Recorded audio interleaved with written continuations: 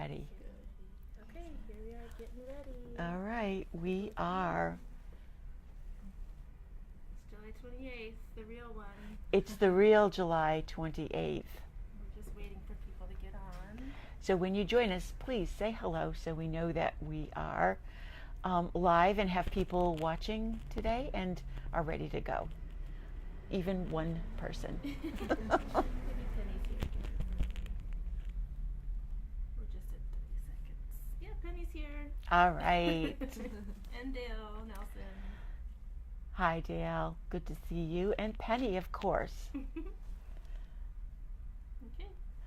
Welcome to Lunch with Linda. I'm Linda Daniels, and you are now inside Northampton Wolves. And you might have heard me say, it's the real July 28th. I was so confused last week. I don't know how it happened, but it did. So today, being the real July 28th, our special guest, Cody, has showed up with his sister, Sadie, and we're going to be able to talk with him a little bit about his knitting. Cody, how old are you? I'm like 10 and a half years. And how long have you been knitting? Since first grade. Since first grade. So for a couple of years now. Now, what makes Cody special, we're going to get to in a little bit when he shows us some of his stuff. But it's not unusual, especially in this area, for children to be knitting, especially with the Waldorf school over in Hadley that teaches. But Cody really struck a little bell off in a lot of our heads when we first met him. So I want to talk with him a little bit and share with you what he's doing and why he's doing it. So I'm going to ask you a couple questions, Cody, and you can just answer or even demonstrate some of them. Have you ever knit a gift for somebody? Yeah, I have. Do you have it with you? I do, yeah. I knit this for my grandma. From my old teacher helped me, just gave me the pattern and stuff, and then I knit it for my grandma. And where did you get the yarn? Well, my old teacher hand dyed it, and she spun it too. Yeah, it's merino superwash. Did you just finish it, or have you? I finished it I think around 2 months ago.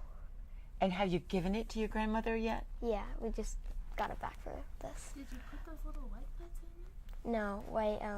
It was just pattern. It's really cool, really, really cool. Well, as a grandmother, and I bet there are a lot of you out there, this would just slay me. I mean, and I don't mean slay like they use it now. I mean, it would kill me to get a gift like this. What a special, special surprise this must have been for her, and out of really special yarn, too. So how long did it take you? Well, I would knit like 2 hours per week on this, so I didn't have much time to knit. But it took me, I think, like 6 weeks. Not bad, not bad. Do you knit every day? I think now I do. Since I moved here from California, I think now I do, but I didn't when I was still in California. But you haven't been here for very long. Do you think you're knitting every day because it's summer and you don't really have school or stuff like that? Probably, yeah. So you learned in first grade. You've been knitting for a couple of years. Do you hold the yarn in your right hand or your left hand? My right hand. You hold it in your right hand, so you do this. Yeah. When you knit. But when I'm knitting with 2 colors, I hold it in 2 different hands. Both hands. Yeah. Already a color knitter, 2 colors, 1 in each hand. Very, very good. What are you working on right now? I'm working on these socks for my friend back in California.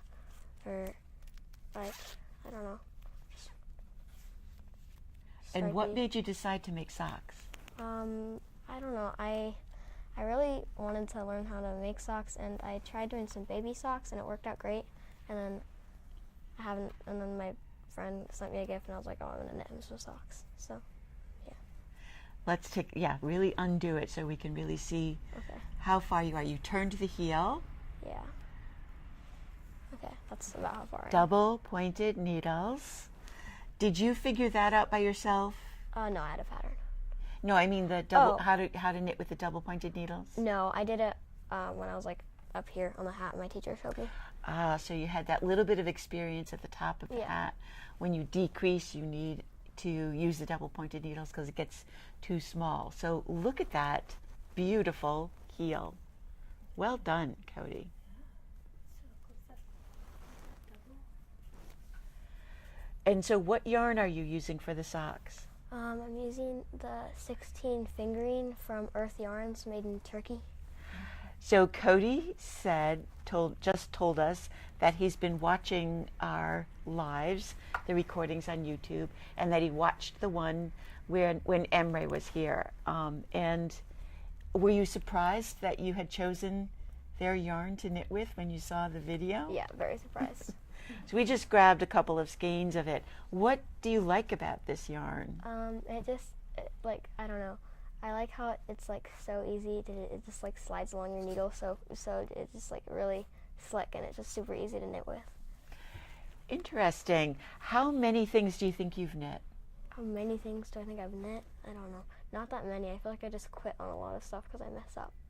Ah, A true knitter. that was going to be, yeah, put it in timeout and then go back to it.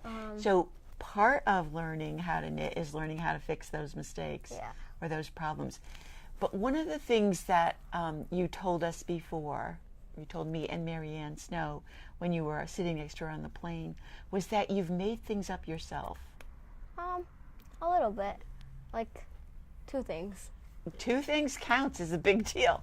What were they? I made Sadie a hat, and I just gave it to her today, and then I'm also knitting her mittens that match the hat. And you're just making it by yourself. You're not following a pattern? Well, I'm sort of half following a pattern on the mittens. I have like a small little reference thing that I'm sort of going off of. They're really great though because he made these little pom-poms on like the outside of them, like knitting a couple stitches. I don't know how you did it. Bubbles. Yeah. Bubbles. It's beautiful. I loved it. So were the Yeah. bobbles on the pattern? No. You added the... So when you wanted to make a bobble, how did you figure it out? Well, I had like a knitting reference book, and then I found how to make a bubble, and I did it. Wonderful. So you are learning through books. Are you doing any YouTube? Yeah, when I need to like figure out like how to do a stitch, like what the stitch is, then I'll look it up and see how to do it. You told me you were reading something. What are you reading? Well, I'm reading your book, and yeah. Plug. The last time you were here, you picked up one of the knitting magazines. Have you looked at it? I have, yeah. And what do you think? It's really cool. I like it a lot. Yeah? Yeah. So knitting has its own language, and the more you read patterns, even if you don't understand what it is they're talking about, the more familiar you become with the language. So you might not understand everything that you're reading in that magazine, but eventually you will. You're the best kind of knitter, Cody, because you don't know what to be afraid of. We call that a fearless knitter. That means you're just going to dive in and try to figure something out and not be stopped by, what does this mean? Love it. I absolutely love it. And just by we talked a little bit about the mittens that you were making last time. You said you weren't quite happy with how they turned out. Oh. Well, that's a different mitten. A different mitten. They must be in the pile of has to be finished. Yeah, I don't know. That was sort of like a test mitten. Perfect. That's a lot of what expert knitters do is test something and then make adjustments to it. Even I've designed a lot of patterns myself and written them, and often when they're done, the second time I knit it, I figure out a better way to do what it is I wanted to do. So you're well on your way to becoming a very accomplished knitter. What made you, or can you describe what made you really like it? Because not everybody who learns to knit really likes it. What is it about knitting that keeps you knitting? I feel like what I really like about knitting is when I get really into it, I can just like keep going and going and go, and I like never get tired of it. Yeah, same thing. I know you haven't knit a lot, but you have knit with some different kinds of yarns right now. You're working with the 16, your teacher's hand-dyed yarn. Are you falling in love with natural fibers? Yeah, The sort of. wool and cotton and things Yeah. like that? Yeah, I hope you keep going down that road. Go ahead, Sadie. I was just gonna say, Cody actually spun some of his own yarn the other day. Stop it.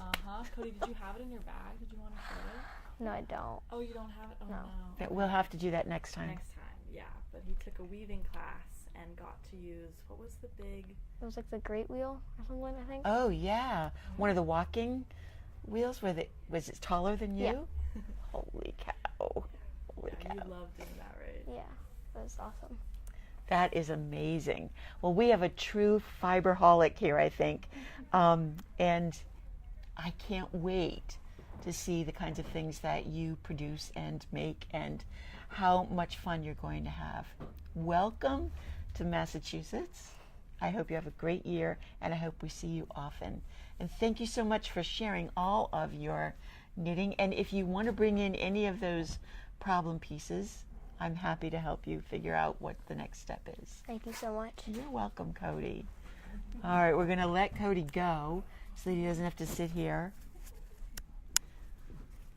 And thank you again for coming. Thank you so much for having me. You're welcome. Somebody commented and said your hat was beautiful. It is beautiful. And Love smart. seeing it. Yeah. All right. Well, that was Cody, everybody. Oh, wait a minute. Wait a minute. One special thing. I wanted to give you from Camp Stitchwood the sock stitcher merit badge so you can put that on your bag. Take it. That's you so yours. You're welcome because you're going to be a great sock knitter. Thank you so much. You're welcome. Bye-bye. Did you unlock the door? did, yeah. Okay. Thank you. Thank you. Have a wonderful Take care. day. Bye-bye.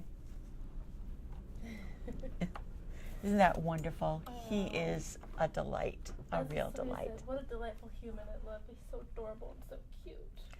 Unbelievably cute.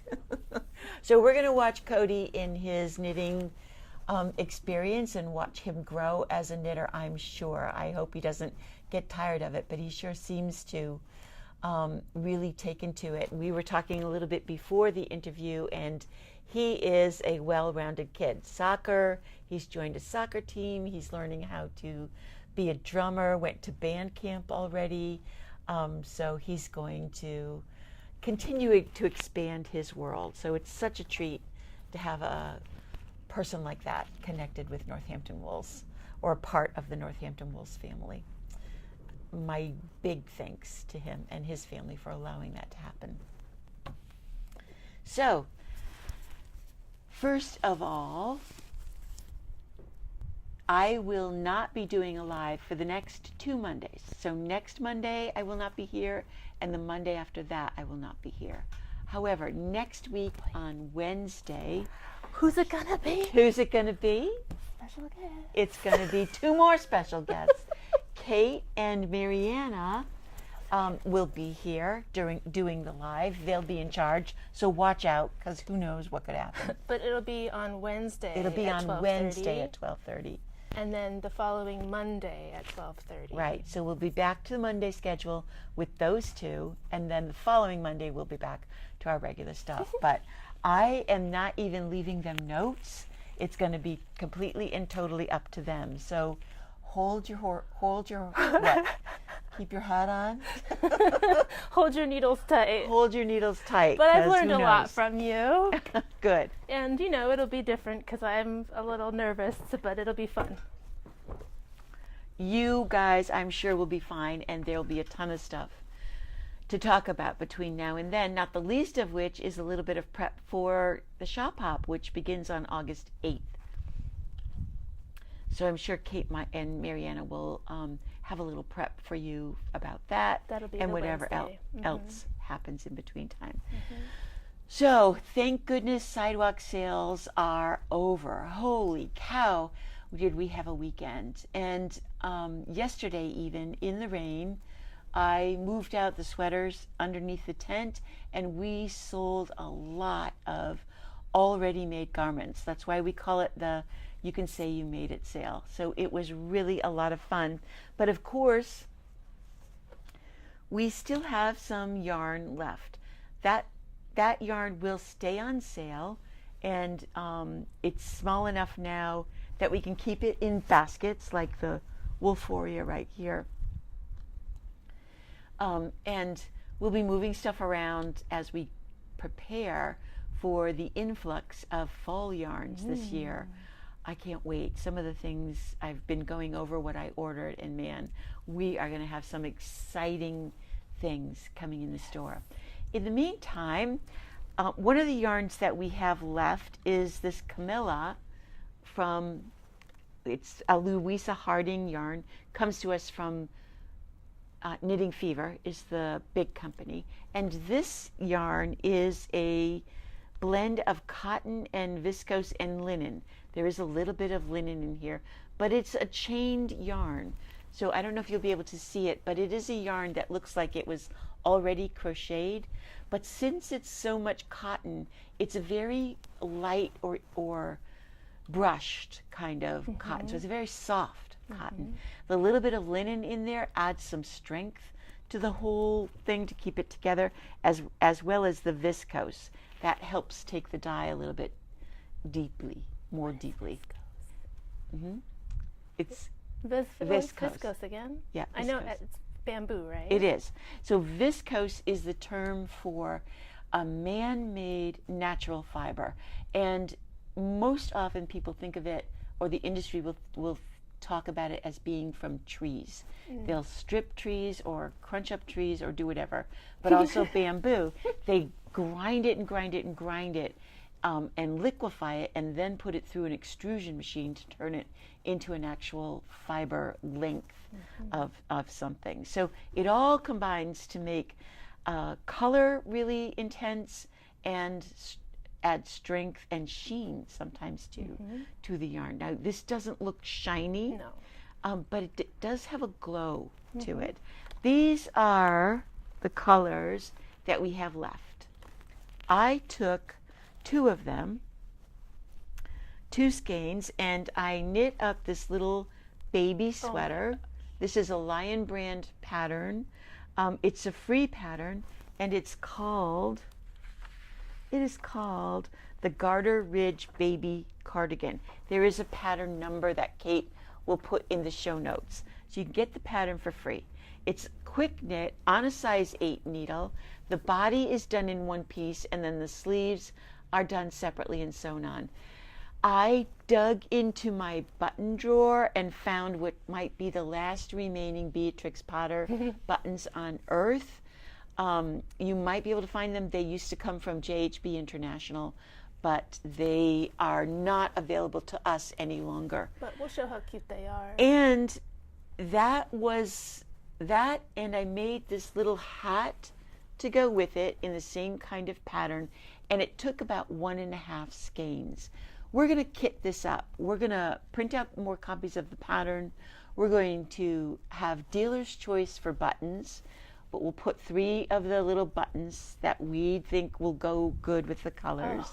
And the 2 skeins of yarn that you will need. There's probably enough left to even make a pair of booties from the 2 skeins. And what else do we need? Pattern, material, buttons. We will not include the needles because almost everybody has the needles, size 8 needles. Really quick knit. I mean, literally, I started this in the shop on Saturday. Wow. And only knit it in the store and finished it. Then made the hat last night while I was watching ridiculous TV. And yeah, so we'll look for those. We're going to start bundling things like that so that you have some easy choices. Mainly because some of the people that were here over the weekend asked for what we had in the way of kits. So we're going to try to put together some smaller kits that we're still in summertime. People are still traveling for vacation, and it's nice to have a small little thing that you can easily cart around and end up with something that can be put in your baby hope chest or for an upcoming baby. What would it be called if you get invited to a lot of showers? Your baby shower chest. Yeah, your baby shower chest. All right.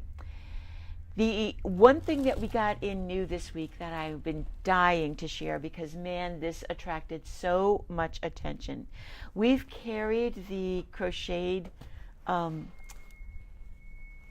tape measures for a while, and we get these from a company called Woven, and they came out with a whole bunch of new ones, which I immediately purchased. So these little tape measures have both metric and inches on them, and they are crocheted around a regular tape measure that you then push the button to close.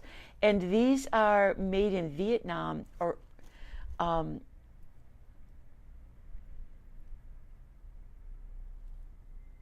okay, this actually is displaced refugees that are in camps in Vietnam. And this organization, I'm trying to see, it says NGO, but it doesn't say what that stands for.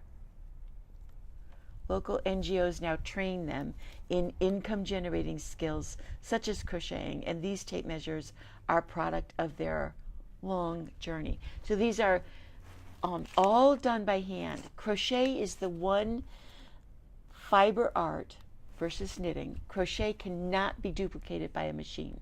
Knitting can, but crochet can't. So whenever you see a crocheted item, it is definitely done by hand. Okay, so there's this little owl. And NGO is a nonprofit organization that's independent of the government. Thank you. And then this is a fish. So cool, that tail. Look at that tail. So much detail. I'm going to zoom in so we can see the detail. And look at this guy. Is this the silliest elephant you ever saw? Oh my gosh, they even put beads for the eyes. Beads for the eyes. I don't know why they have these little hangers, but they do. Not all of them do, but some of them do. And a mouse. So cute. Which is ridiculous. Well, you could hang it But- from like the outside of your bag. Or the inside latch of it your on or bag, something, latch it yeah. on something. The piece de resistance. Oh yeah, there's the bunny. I love the colors of He's that so bunny. cute too. You It's got know, shiny eyes like sequins. he is so cute. And this one, this is the killer. And I'm going to tell you, this guy is not cheap. This guy sells for $21, but look at the work in this. There's even a wing on the back side of it. And it's the legs that, oh my gosh. So when Kate first saw this, the first thing she did was make it a real flamingo and put that leg up. Yeah. Oh my gosh. Gotta You pin could do that. You could tack that. I love it. Oh no, you couldn't, because then you couldn't pull the tape out. Yeah, but you It's can play. ridiculous. And that swoop is like, it's Hard. solid. You can hang it. Yeah. Hang it from that swoop. That's kind of cool. Okay, so we got a whole bunch of new crochet tape measures in. And that's going to be the one thing that I'm going to tease you with. Let's see. Couple of more things. We have some of the yarn cutters left, and if you're traveling like I am going to be and are worried about taking scissors, you can travel with these yarn cutters. There's a razor inside this, but you can loop this around your neck and nobody ever knows what it is. And then we also have a couple of the sheep yarn cutters left from Katrinkles.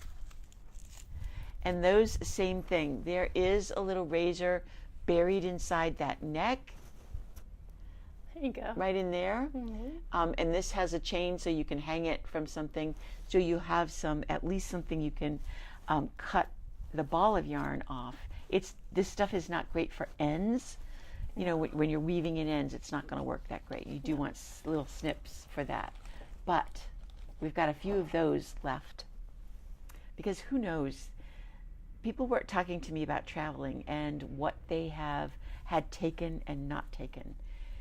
And one of the things that I saw was people said they traveled with bamboo or wooden tips, like the Knit Pro interchangeable tips, and they put them in a little zippered pouch, and they threw in a couple of pens and pencils, and then they couldn't tell at all. TSA couldn't see didn't think there was anything suspicious about those knitting needles. Not that there's suspicious about knitting needles anyway, but Gosh, I hope they don't think watch about this. that. Traveling with interchangeables. I almost always have to travel with an entire set, interchangeable set, because I never know what time I'm going to have or what I'm going to do when I am away. One of the things that I'm going to be knitting is called the Barnstable Shawl, and that is a new KAL that Malbrigo Yarns is doing. They're starting it on September 1st. Kate's going to put a link up to their website where you can read all about it. The pattern will be available, I think they said on September 1st. And we have gotten an order in from Malbrigo of the Seis Cabos in a couple of different colorways. The pattern uses 2 different colors in contrast, high contrast colors, and I chose some colors that I thought would work really well here in Northampton.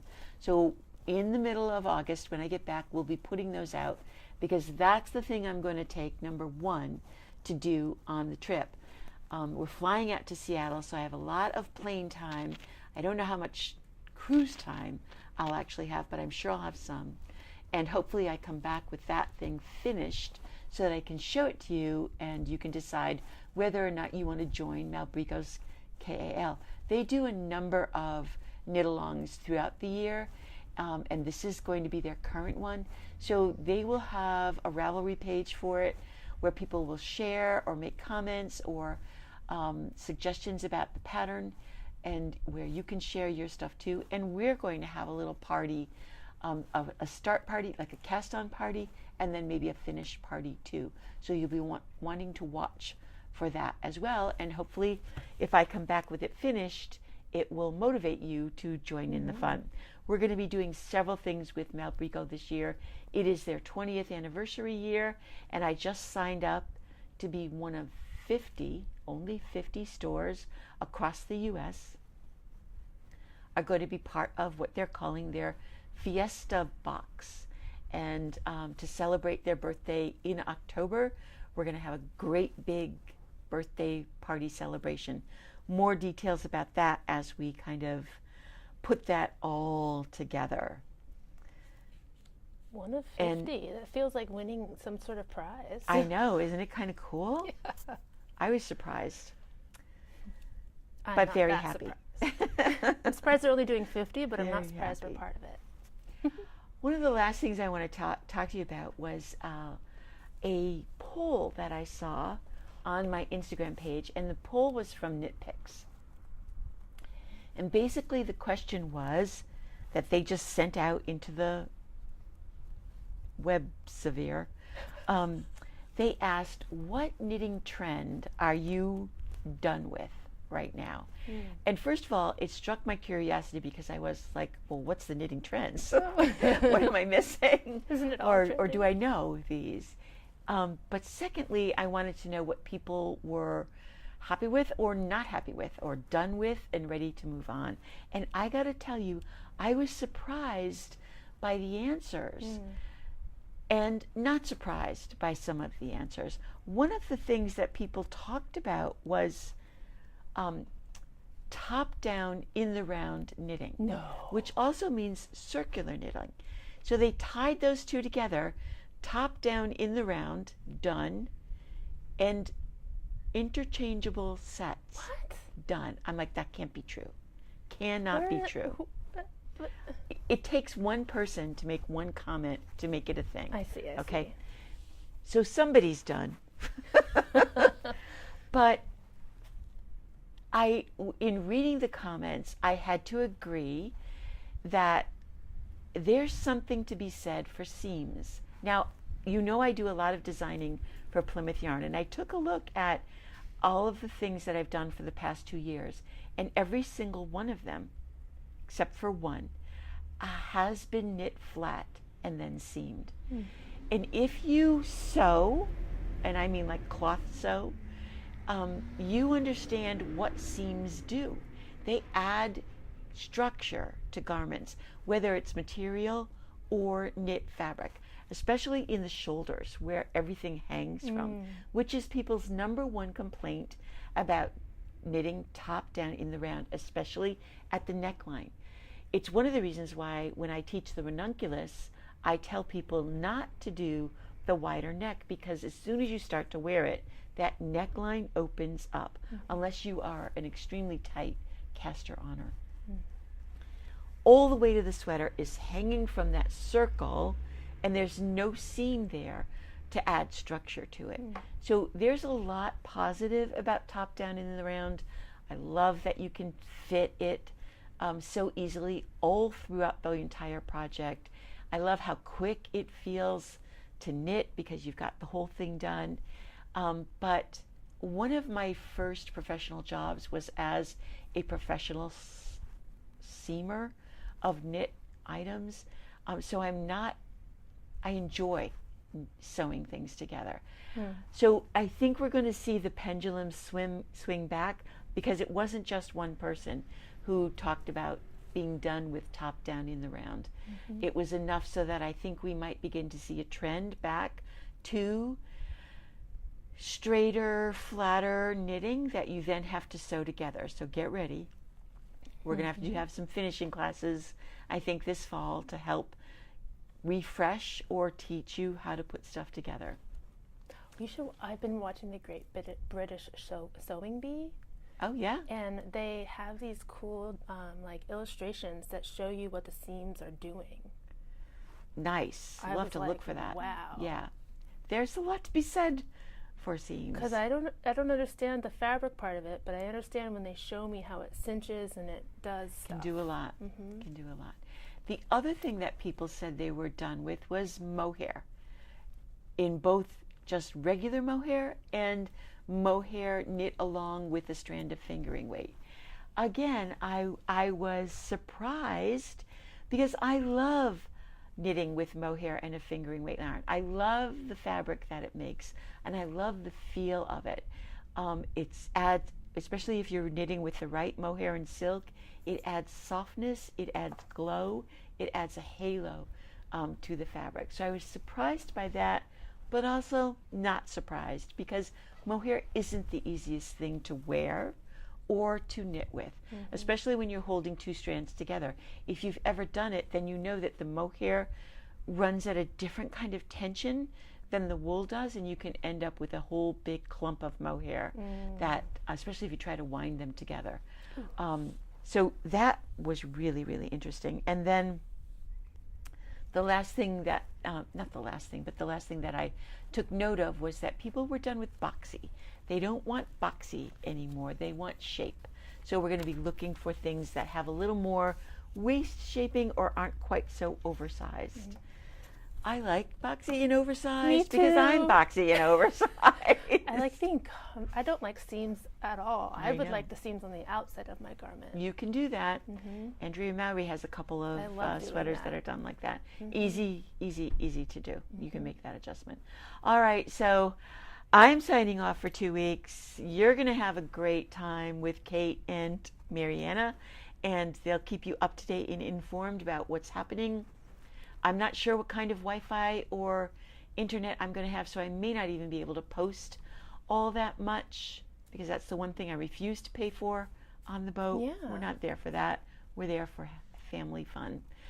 So have a wonderful, wonderful couple of weeks until I get back and can see you. I will be in the store on the 13th, I think it is, Wednesday, August 13th. I will be back, but we fly back late Monday night, and I don't think I can do Tuesday. No. Adrian's going to open the store on Tuesday. And who knows? You might so show I'll see you up. on Wednesday. And in the meantime, everybody, remember, go knit something. Bye.